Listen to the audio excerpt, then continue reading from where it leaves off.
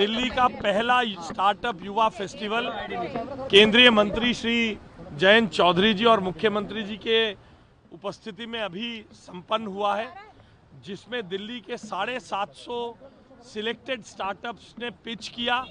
उसमें से फिर 100 सिलेक्ट हुए और उसमें टॉप 6 स्टार्टअप्स को 10 लाख रुपए और बाकी हर स्टार्टअप को 1 लाख रुपए की सीड कैपिटल देकर दिल्ली में इनोवेशन, नवाचार और स्टार्टअप कल्चर को बढ़ावा देते हुए दिल्ली को स्टार्टअप कैपिटल बनाने के लिए एक स्टार्टअप पॉलिसी, जिसके माध्यम से 2035 तक 5000 स्टार्टअप्स दिल्ली में खड़े हों और 350 करोड़ रुपए का अगले 5 साल में बजट का प्रावधान करने का प्रस्ताव इस सारे घटनाक्रम में हुआ है। मैं दिल्ली के बच्चों का, दिल्ली के युवाओं का आभार व्यक्त करता हूं कि उन्होंने बहुत उत्साह के साथ इसमें पार्टिसिपेट किया है। दिल्ली की सरकार मुख्यमंत्री जी के नेतृत्व में बहुत बड़ा एक स्टार्टअप कल्चर को खड़ा करते हुए दिल्ली को भारत का स्टार्टअप हब बनाना चाहती है। देखिए, बहुत एक बड़ा इनोवेटिव पॉलिसी दिल्ली सरकार की है स्टार्टअप्स को इंकरेज करने के लिए, और दिल्ली में जहां स्टार्टअप्स इंकरेज होंगे तो पूरे देश को उससे शक्ति मिलेगी।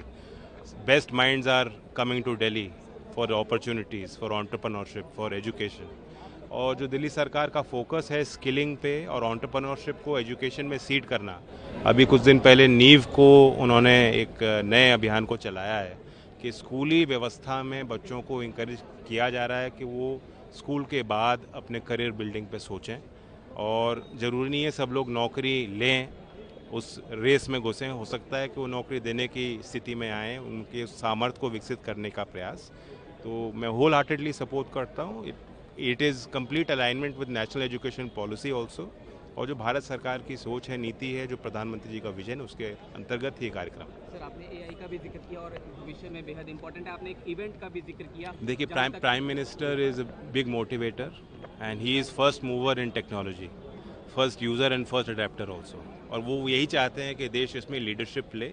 इसलिए ग्लोबल इवेंट फरवरी में एआई समिट होने जा रहा है और उसमें इंडिया शोकेस करेगा। आपने देखा कि डिजिटाइजेशन ऑफ पब्लिक सर्विस, जिस तरह से डीपीआई के माध्यम से इंडिया ने एक उदाहरण पेश किया, उसी तरह से AI for development, AI for growth, AI for society, इस तरह के नए मॉडल्स को और नवाचार को आगे बढ़ाने के लिए भारत इस इवेंट में अपना जो है आइडियाज़ को पेश कर रहे हैं। सर, राहुल गांधी कह रहे हैं देश अभी भी पीछे है, चीन आगे बढ़ रहा है, मशीनें बनाता है, लेकिन हमारा देश अभी भी पीछे है। देखिए, राहुल जी को आईआईटीज़ में जाना चाहिए, राहुल जी को ऐसे कार्यक्रमों में आना चाहिए, मिलना चाहिए, किस प्रकार के स्टार्टअप्स, किस तरह के आइडियाज़, और जो एक मैच्योरिटी मैंने देखी इतने यंग एज में बच्चों में, उस वाइब्रेंसी को अगर कोई महसूस करेगा तो कभी भारत को डिस्पैरेज नहीं करेंगे।